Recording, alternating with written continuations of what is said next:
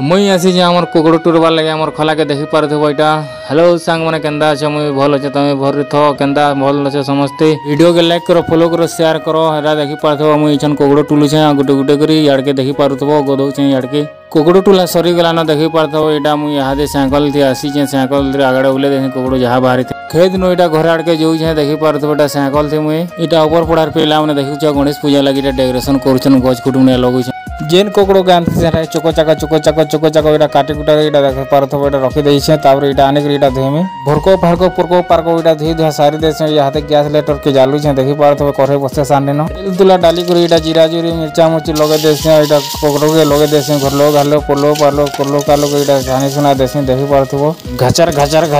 घाटी दे छै देखि पता जीरा मसला नून गंदा गुण गुणा कांगणा गेताना दे दिया कर कोचे तापर एटा तार ऊपर रुकी रुका दे छै देखु थो घटर घाट करे घाटी गुटा करे गुटे पूरा एटा सब एटा भाटी रुआ दे छै तापर फाइनली हे गला न देखि पड़थो फाइनली हे साला न एटा तापर बासी संग आइन छै एटा राति रात तुंडी थिला भी पकाल तो बासी कर एटा खामे देखु को भरको सुरको सको भरको भर खाइ दे छै त भूका से सालो के आज वीडियो एतकी थिला न लाइक करो फॉलो करो नरसिंह बाबा की जी हो।